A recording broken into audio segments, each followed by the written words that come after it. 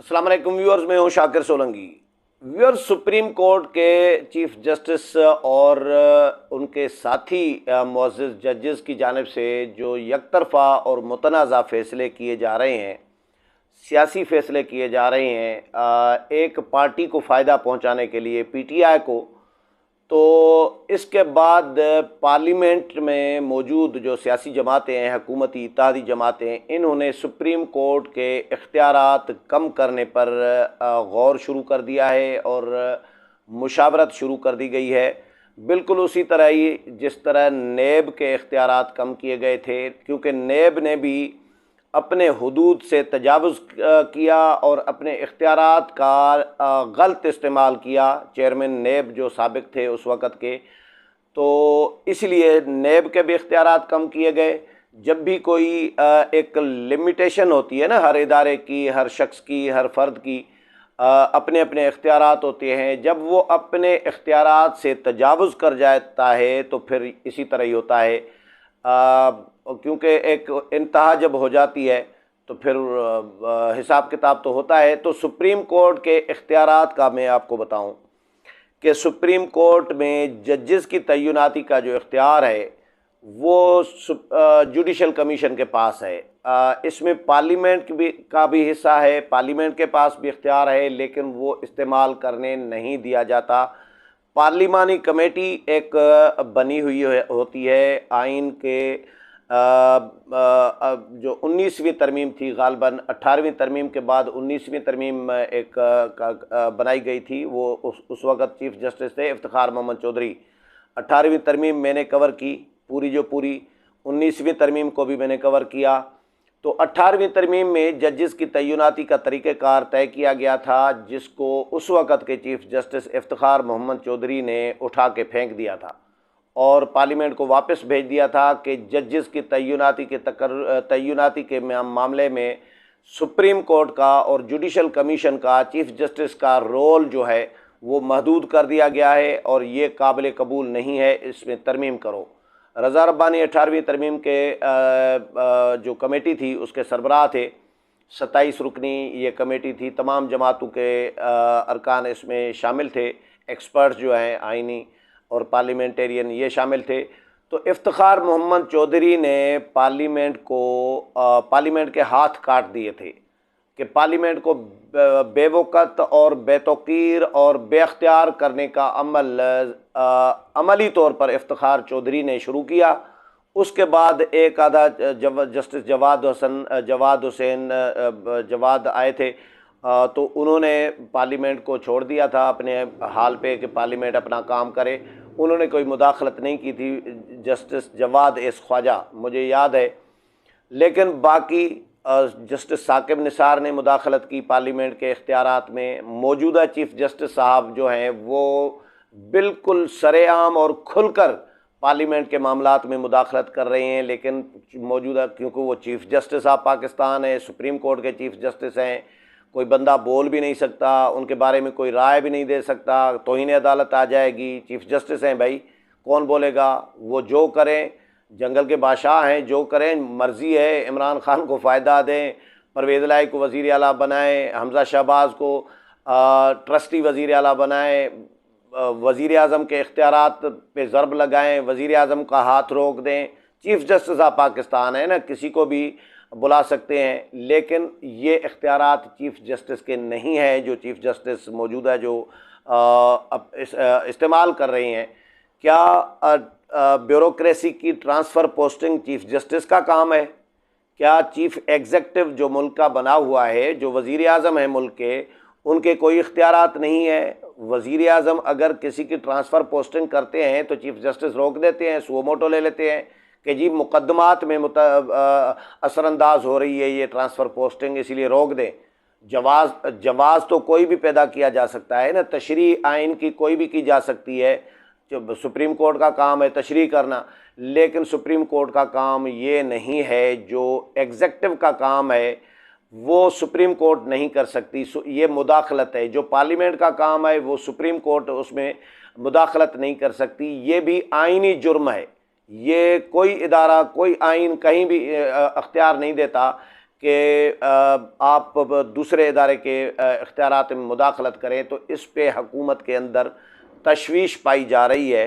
तो हुकूमत ने, मौलाना फजल रहमान ने भी गुज़श्ता रोज़ 2 दिन पहले जो मीडिया टॉक की थी, जो फ़ैसला किया गया था बाइकाट करने का, सुप्रीम कोर्ट में मौजूदा जो ये केस जो कल फ़ैसला आया वज़ीर आला पंजाब के हवाले से और डिप्टी स्पीकर पंजाब असम्बली की रूलिंग के हवाले से, उसमें मरीम नवाज़, वज़ीर आज़म मियाँ शहबाज शरीफ, बिलावल भुट्टो ज़रदारी, मौलाना फजल रहमान समेत तमाम 11 ही जमातों के 10-11 जमातों के नुमाइंदे उसमें और कायदीन मौजूद थे। उसमें मौलाना ने जो मीडिया ब्रीफिंग दी, उसमें मौलाना फजल रहमान ने ऐलान किया कि हम अब वक्त आ गया है, हम जो है अदालत के इख्तियारात का जायज़ा ले रहे हैं और इसमें आइनी तरमीम की जाएगी, इस पे मुशावरत की जा रही है। ये मौलाना ने खुलकर बात की है। उसके बाद कल फ़रतुल्लाह बाबर, क्योंकि फ़रतुल्लाह बाबर पीपल्स पार्टी पार्लियामेंटेरियंस के सेक्रेटरी जनरल हैं और पार्लियामेंटेरियन भी रहे हैं, आइनी एक्सपर्ट भी समझे जा रहे होते हैं, तो फ़रतुल्लाह बाबर ने भी कल ट्वीट किया। उन्होंने भी कहा है कि अब वक्त आ चुका है कि अदलिया के इख्तियारात पर नज़रसानी की जाए, यानी कम किए जाएँ। तो इस पे अभी थोड़ी देर पहले मैं राना सनाउल्लाह का, वज़ीर दाखिला का, पढ़ रहा था कि ऐसी कोई बात नहीं है। अब ज़ाहिर है थोड़ा सा खलबली तो मची है ना मार्केट में, कि अदलिया में भी खलबली मची है कि भाई ये तो इख्तियारात कम कर रहे हैं, क्योंकि कानून साजी पार्लियामेंट का काम है। ये पार्लियामेंट इख्तियारात कम भी कर सकती है, इख्तियारात दे भी सकती है। भाई मुंतखब नुमाइंदे हैं, मुअज़्ज़िज़ जजेस साहिबान मुंतखब नुमाइंदे नहीं होते, LLB करके, वकालत करके और जज लग जाते हैं। ठीक है, तो किसी की थोड़ी बहुत ऊपर नीचे डिग्रियां होती हैं, कुछ ज़्यादा भी होती हैं, लेकिन बात यह है कि मुंतखब नुमाइंदे की हमेशा अवाम की अहमियत होती है। जमहूरी निज़ाम में, सियासी और जमहूरी निज़ाम में अवाम के नुमाइंदों की अहमियत होती है। तो पार्लियामेंट में ये जो बैठे हैं लोग, जो सालों से, कोई 20-20, 30-30 सालों से पार्लियामेंट में मौजूद हैं, कानून साजी कर रहे होते हैं, कुछ उनमें आइन के एक्सपर्ट भी होते हैं, वकला भी होते हैं, तो इनका एक तजुर्बा होता है पार्लियामेंट में कानून साजी के हवाले से। तो इनका राइट है कि वो कानून साजी करें। सुप्रीम कोर्ट के इख्तियारात कम भी कर सकते हैं, जिस तरह नेब के इख्तियारात कम किए। नेब कितना ताकतवर बन गया था, किसी की भी पगड़ी उछाल देते थे, किसी का भी मीडिया ट्रायल कर देते थे, किसी पे भी इल्ज़ामात लगा देते थे, किसी के भी वारंट गिरफ्तारी जारी कर दिए जाते थे, किसी को भी उठा लिया जाता था, हिरासा किया जाता था, लोग खुदकुशियाँ करने पर मजबूर होते थे नेब की वजह से। तो नेब जो है पहाड़ के ऊँट पहाड़ के नीचे आ गया है नेब का, और नेब का एहतसाब अपना जो है वो शुरू होने की बातें शुरू हो गई हैं, और उनको कहा भी गया है कि एसेट्स अपने डिक्लेयर करें, लेकिन अभी नेब अदालतों में इधर उधर छुप रहा है। लेकिन ये वक्त आ चुका है कि नेब का घेरा भी तंग हो गया है। लेकिन अदलिया जो है, जो आज़ाद अदलिया जिसको कहा जा रहा होता है, वो कब आज़ाद रही है, ये सवाल बड़ा इम्पॉर्टेंट है। लोग अदलिया पर उंगलियां जब उठाएं, जब जजेस के नाम ले लेकर और सबूतों के साथ लोग कहें कि जी ये 3 मुअज़्ज़िज़ जजेस साहिबान हैं, ये PTI को फ़ायदा देना चाह रही हैं, और मौजूदा PTI के दौर में ऐसा कुछ नहीं करते थे मौजूदा चीफ़ जस्टिस और इनके जो मखसूस जजेस हैं 3 और 5, ये PTI के दौर में PTI को तो हुकूमत को तंग नहीं करते थे। लेकिन मौजूदा हुकूमत आते ही, जैसे ही आई है इक़्तिदार में, तो वज़ीर आज़म शहबाज शरीफ का हाथ रोका जा रहा है, उनके मामलात में मुदाखलत की जा रही है, पार्लियामेंट के मामलात में मुदाखलत की जा रही है, हुकूमती मामलात में, पंजाब के मामलात हों, सियासी मामलात हों, उनमें मुदाखलत की जा रही है। इमरान खान को आइन शिकन भी करार दे दिया, कासिम सूरी को, डिप्टी स्पीकर साबिक जो हैं उनको आइन शिकन भी करार दे दिया, और असद कैसर को आइन शिकन भी करार दे दिया, सदर ममलिकत आरिफ अलवी को आइन शिकन करार दे दिया कि इन्होंने आइन तोड़ा है। और एक जज लिख रहे हैं कि भाई अगर पार्लियामेंट चाहे तो आइन शिकनी की, आइन की खिलाफ वर्जी की, आइन तोड़ने की यानी बगावत की, आर्टिकल 6 की कार्रवाई कर सकती है। लेकिन इनको बुलाया नहीं गया, इनके खिलाफ कोई कार्रवाई तजवीज़, इन मुअज़्ज़िज़ मखसूस जो जजेस हैं हज़रात, इन्होंने कोई तजवीज़ नहीं की। अब ये तो अवाम में एक जो तअस्सुर ये पाया जा रहा है, जो मजबूत हो चुका है तअस्सुर, सियासी जमातों में तो है ही, लेकिन पब्लिक भी, मीडिया में भी बहुत सारे लोग जो हैं डिस्कस कर रहे हैं, तनकीद कर रहे हैं, उंगलियां उठा रहे हैं। उसूलन एक किसी जज पे जब एतराज़ आ जाए कि ये मुतअस्सिब है, ये तअस्सुब रख रहा है, ये पार्टी है, ये जानिबदार है, तो उसके बाद उस केस से उस मुअज़्ज़िज़ जज को अलग हो जाना चाहिए होता है। जिस तरह मैंने कल भी बताया था कि जस्टिस काजी फ़ाइज़ ईसा के लिए कहा जा रहा है कि मौजूदा चीफ जस्टिस ने इनको रोक दिया था कि आप पीटीआई के केसेस न सुना करें, क्योंकि पीटीआई को एतराज़ है आप पर कि आप पार्टी हैं। तो लेकिन ये उसूल अपने ऊपर मौजूदा चीफ जस्टिस अप्लाई नहीं कर रहे कि भाई नून लीग को, जेयूआई को, पीपल्स पार्टी को, 11 जमातों को मेरे ऊपर एतमाद नहीं है और मेरे इन मखसूस 2 साथियों पर, लेकिन अपने आप को इस केस से न फुल कोर्ट बेंच बनाया और न अपने आप को केस से अलग किया। इन जमातों ने मुअज़्ज़िज़ चीफ जस्टिस और इन मखसूस 2 मुअज़्ज़िज़ जजेस को इस केस से अलग होने का मुतालबा नहीं किया।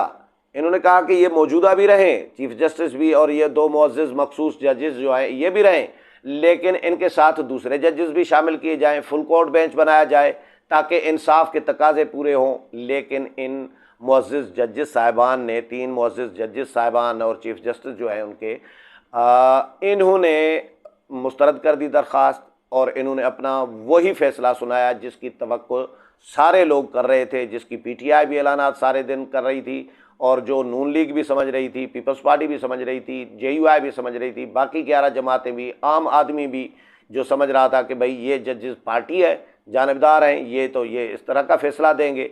और वही हुआ, बल्कि उससे बढ़ चढ़ कर आगे निकल कर हुक्म दे दिया अब इमरजेंसी में, भाई रात को 11:30 बजे अभी कुछ यानी 2-2.5 घंटे के बाद, 3 घंटे के बाद वज़ीर आला का हल्फ उठवाया जाए परवेज़ लाई को, क्योंकि लाडले के उम्मीदवार थे। तो ये इस तरह निज़ाम इस तरह नहीं चलता। इस मुल्क में जमहूरियत है, आइन है, और इस आइन के तहत इमरान खान आइन को कुछ नहीं समझते थे। वो कहते थे कि जो मैं सोच रहा हूँ, जो मेरी ज़ुबान से बात निकल रही, वो आइन है। वो सऊदी बादशाह का मिसाल देते थे अपने जो मातहत हैं उनको कहते थे कि यार वो तो उधर सऊदी शाह फरमान जो हैं वो जो बात कर देते हैं वो तो उस पर अमल हो जाता है, वो कानून बन जाता है। इधर मैं बात कर रहा हूँ, कोई मेरी सुन ही नहीं रहा, उस पर अमल ही नहीं हो रहा। तो इनको समझाते थे कि किबला, माई बाप, माई लाट, यहाँ पे आइन है, यहाँ पे सियासत है, यहाँ पे जमहूरियत है, अवाम है, पूछने वाले हैं, इदारे हैं। वहाँ पे ऐसा कुछ नहीं है। वहाँ पे शाही फरमान चलता है, बादशाह सब कुछ होता है, सुप्रीम कोर्ट भी वही है, चीफ जस्टिस भी वही है, फरमान रवा सारा कुछ वही है, इख्तियारात का मंबा वही है।